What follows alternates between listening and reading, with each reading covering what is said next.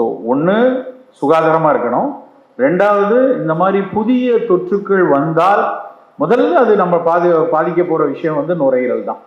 அப்போ அந்த நுரையீரல் செம்மையாக இருக்கணும், அதுக்குள்ள இந்த வைரஸோ இந்த பாக்டீரியாக்களோ உள்ளே போய் அதில் உள்ள வந்து ஒரு நிமோனியாவை உருவாக்கி விடக்கூடாது. ஏற்கனவே வேறு கோமார்பிடிட்டி, இந்த அடிக்கடி இந்த கோமார்பிடிட்டிங்கிற வார்த்தையை கோவிட் காலத்தில் தான் வெகுஜன மக்கள் ரொம்ப அழகாக புரிஞ்சுக்கிட்டாங்க.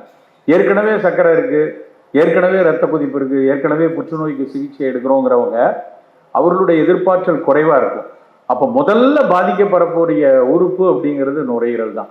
அப்போ அந்த நுரையீரலை சிறு வயதிலிருந்தே செம்மையாக வைத்துக் கொள்றதும், நம்முடைய அடிப்படை எதிர்ப்பாற்றலை குழந்தை பருவத்திலிருந்தே செம்மையாக வைத்துக் கொள்வதும் எல்லாருடைய மிக மிக அடிப்படையான ஒரு தேவை. இது நம்ம ரொம்ப புரிந்து கொள்ள வேண்டும். அது எப்படி சார் நுரையீரலை தெம்ப வச்சுக்கிறது? நம்ம வந்து அப்படியே டம்பிள்ஸ் எடுத்து பைசப்ஸை ஸ்ட்ரென்தன் பண்ணுறதுக்கு சின்ன வயசுலேருந்தே பழக்கிறோம். அப்படியே 6 பேக் வைக்கணும்னா நம்ம போய் கார்டியோ பண்ணி உடம்பை வந்து ஸ்ட்ரென்தன் பண்ணி நல்ல 6 பேக் வச்சுக்கணும். நம்ம சில பேர்லாம் 6 ஸ்பூன் தண்ணி குடித்து அதை உடம்பை கட்டாக வச்சுக்கணும். அப்படிலாம் அந்த புரிதல் வந்து இன்றைக்கி இருக்கிற யங்ஸ்டர்ஸ் நிறைய பேர்ட்ட இருக்குது. நாங்கள்லாம் சிறு பிள்ளைகளாக இருக்கும்போது எனக்கு ஞாபகம் இருக்குது, நான் குட்டி பையனாக இருக்கும்போதெல்லாம் வந்து 7ஆம் கிளாஸோ 8ஆம் கிளாஸோ படிக்கும்போது எங்கள் தெருவிலேயே ஒரே ஒருத்தர் தான் வந்து போய் இந்த பார் தான் எடுப்பாங்க. அப்போல்லாம் ஜிம்மெல்லாம் கிடையாது. அப்படி பார் எடுத்து உடம்பு செஸ்ட் எல்லாம் இப்படி இழுத்து இப்படி வச்சுப்பாங்க. நாங்கள்லாம் அந்த வயசு பசங்க அப்போல்லாம் 14 15 வயசு 13 வயசு பசங்கள்லாம் போய் அவர் பின்னாடி போய் நாங்களும் வரோண்ணே, எங்களுக்கும் அதெல்லாம் சேர்த்து கொடுங்க அப்படின்னு சொல்லிவிட்டு நாங்கள்லாம் அங்கே போனால் எங்கள் வீட்டிலலாம் பயங்கர திட்டு விழுந்துருக்கு. என்ன நீ போய் அங்கே போய் கிரவுண்டில் போயிட்டு பசங்களோட சேர்ந்து தண்டா பஸ்கி இல்லை என்ன பெரிய தாதாவாக போறியா, பெரிய ரவுடியாக போறியா அப்படிங்கிற ஒரு கேள்வியில் தான் நாங்கள்லாம் வளர்ந்தோம். ஏன்னா அப்படி உடலை வலுவாக சரியாக வைத்துக் கொள்பவர்கள் எல்லாரும் வந்து ரொம்ப வந்து ஊரில் ஒரு பெரிய ரவுடியாவோ தாதாவோ இருக்கவன் தான் உடலை நல்லா வச்சுப்பான்னு ஒரு புரிதலை நம்பியார் மாதிரியான நடிகர்கள் நமக்குள்ளே ஏற்படுத்தியிருந்தாங்க எங்கள் அப்பா அம்மாக்கெல்லாம். ஏன்னா நம்பியார் வந்து கைதட்டு கபாலி அப்படின்னு அவர் ஒரு பஸ்ஸியை அண்டால கீழே போட்டுட்டு என்ன பாஸ் அப்படின்னு வருவார். அதனால அன்றைக்கு வந்து உடலை உறுதியாக வைத்துக் கொள்வது அப்படிங்கிறது அந்த மாதிரி ஒரு புரிதல் தான் இருந்துச்சு. ஆனால் இன்னைக்கு நம்ம வீட்டில் எல்லா பிள்ளைகளும் போய் ஜிம்மு போகுது, எக்ஸசைஸ் பண்ணுறாங்க, உடலை ஃபிட்டாக வச்சுக்கணும்னு நினைக்கிறாங்க. ரொம்ப வரவேற்கக்கூடிய விஷயம்தான். கண்டிப்பாக தன் உடலை பேணுதல், தன் உடலை வந்து தான் முதலில் தன் உடலை நேசித்தல் மிக அழகான ஒரு வரவேற்கக்கூடிய ஒரு விஷயம். எப்படி அந்த புற அழகை உடலுடைய அமைப்புக்கு எவ்வளோ முக்கியத்துவம் கொடுக்குமோ அதே அளவுக்கு உள்ளுறுப்புகள் சரியாக இருக்குதா? என்னுடைய நுரையீரலினுடைய ஃபோர்ஸ்டு வைட்டல் கெப்பாசிட்டி அப்படிம்பாங்க, FVC அப்படின்னு பேர், அது சரியா இருக்கா? என்னுடைய மூச்சை நல்லா உள் இழுத்து வெளியே விடுவதற்கான திறன் சரியா இருக்கா?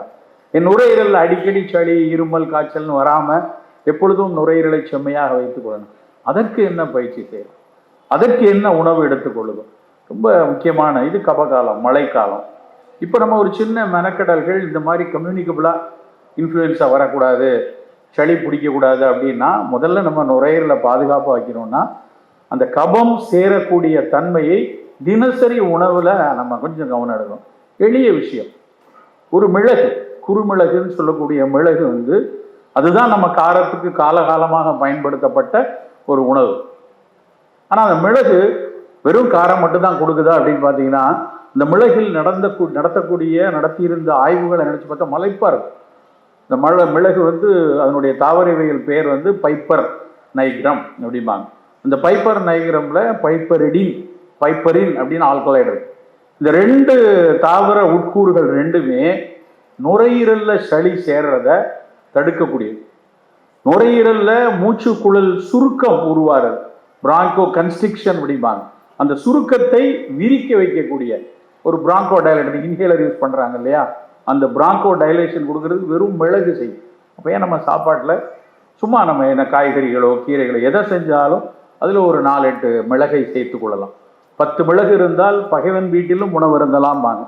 அந்த பகைவன் வீட்டில் உணவு இருந்துங்கிறது அதுக்கான நச்சுத்தன்மையை போக்கும் அப்படிங்கிற புரிதல் தான் மிளகு சேர்த்துருக்காங்க. ஸோ உணவில் மிளகு சேர்த்துக்கணும். இந்த மழை காலங்களில் நம்ம நுரையீரலை சரியாக வச்சுக்கிறதுக்கு அப்படின்னு ஒரு சின்ன மெனக்கடல் அப்படின்னா மிளகு. ரெண்டாவது அதே ஃபேமிலியில் இருக்குது திப்பிலி. மிளகு தெரியும் நிறைய பேருக்கு, திப்பிலி பல வீட்டில் சின்ன பிள்ளைகளுக்கு தெரியாது. அது மூலிகைகளாகத்தான் பார்க்கக்கூடாது. ஆனால் திப்பிலி கேரளாவில் கேட்டிங்கன்னா எல்லாருக்கும் தெரியும். அந்த திப்பிலிங்கிறதும் பைப்பர் லாங்கம். இது பைப்பர் நைகிரம், அது பைப்பர் லாங்கம். அந்த திப்பிலியை ரசம் வச்சு சாப்பிடுவாங்க. திப்பிலி ரசம்ங்கிறது சளியை அறுக்கக்கூடிய, நுரையீரலில் இருக்கக்கூடிய சளியை அறுத்து வெளியேற்றக்கூடிய தன்மை உண்டு. அந்த சளியை அறுத்தல் அப்படின்னா ஆங்கிலத்தில் நவீன அறிவியலில் சொன்னால் அது ஒரு மியூகோலைட்டிக் அப்படிம்பாங்க. மியூக்கஸ் ஒட்டி இருக்கு, அதை அறுத்து வெளியே தரணும். மியூக்கஸ் வெளியே போயிடுச்சுன்னா ஃப்ரீ ஆகிடும். அந்த தன்மை உள்ள ஒரு பொருள் வந்து திப்பிலி. அதே மாதிரி ரொம்ப எளிய ஒரு மூலிகை, நம்ம தேநீரை அருந்தக்கூடிய ஒரு மூலிகை அப்படின்னா கரிசலாங்கண்ணி, வெள்ளை கரிசலாங்கண்ணி. அந்த வெள்ளை கரிசலாங்கண்ணி இன்றைக்கு அதில் நடந்துகிட்டு இருக்க ஆய்வுகளை பார்த்தா மலைக்க வைக்கிறது. அந்த வெள்ளை கரிசலாங்கண்ணி கோவிட் காலத்தில் எதுக்கும் இந்த கரிசாலை வந்து கோவிட் நோயில் வந்து வரக்கூடிய நுரையீரலில் இருக்கக்கூடிய ஒரு நியூமோனிட்டிக் கன்சாலிடேஷனுக்கு பயன்படுமா, அந்த வைரஸ் செயல்படக்கூடிய திறனை கொஞ்சம் அது மட்டுப்படுத்துமா அப்படிங்கிற ஆய்வுகள்லாம் கம்ப்யூட்டேஷனல் பயாலஜிம்பாங்க. அந்த கம்ப்யூட்டேஷனல் பயாலஜியில் இருந்து கரிசலாங்கண்ணியை வந்து ஆய்வு செஞ்சாங்க. நம்ம ஏன் ஒரு சின்ன மெனக்கெடல், தினம் இந்த மழை காலங்களில் அல்லது அடிக்கடி நுரையீரல் சார்ந்த நோய் வரக்கூடிய தன்மை இருக்கிறவங்க ஒரு கரிசாலை தேநீர், ஒரு மிளகுத்தூளை சாப்பாட்டில் போட்டுக்கிறது, திப்பிலியில் ரசம் வைத்து சாப்பிடுவது, கற்பூரவல்லி, துளசி, இது மாதிரி ஒரு எளிய அன்றாடம் வீட்டுக்கு அருகில் கிடைக்கக்கூடிய, வீட்டில் தொட்டியில் வளர்க்கக்கூடிய ஒரு விஷயத்தை நம்ம ஏன் பயன்படுத்தக்கூடாது?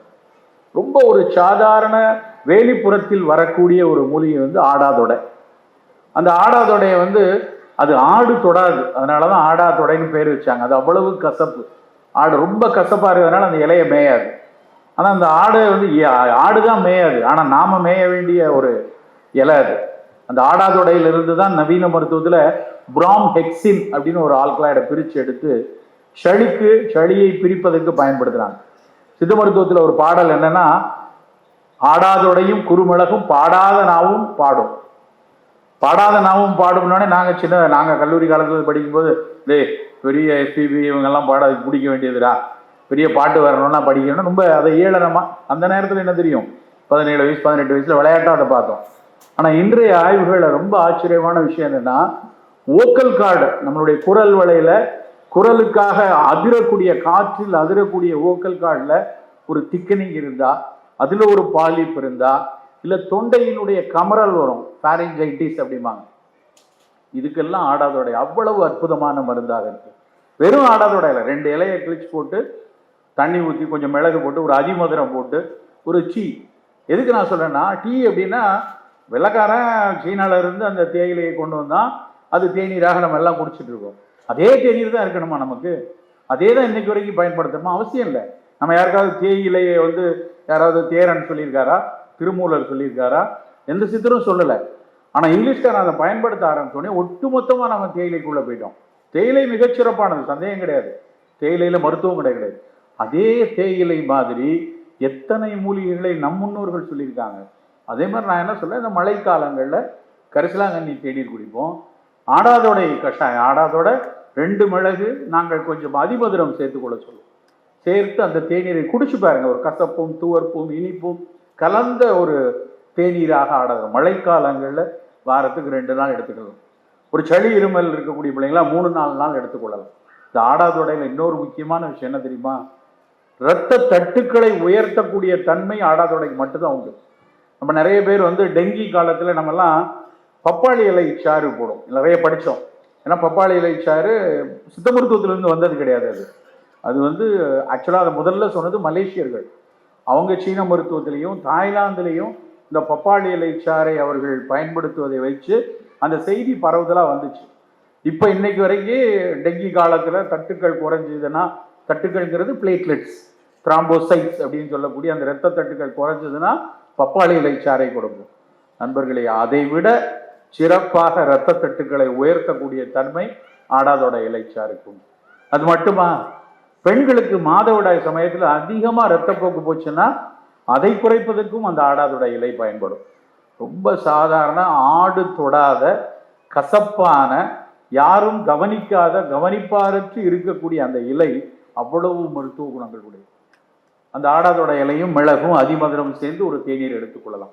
ஸோ கம்யூனிகபிள் டிசீஸ்ன்னு சொல்லக்கூடிய இந்த இன்ஃப்ளூயன்ஸாவோ இல்லை இந்த ஹெப்பாரிட்டிஸ் ஏயோ வேறு எந்த சிறு சிறு தொற்று நோய்கள் வராமல் இருக்க இது மாதிரியான கஷாயங்களை நம்ம காலையில் நம்மளுடைய பானங்களோடு இதுதான் தீர்வுகள்.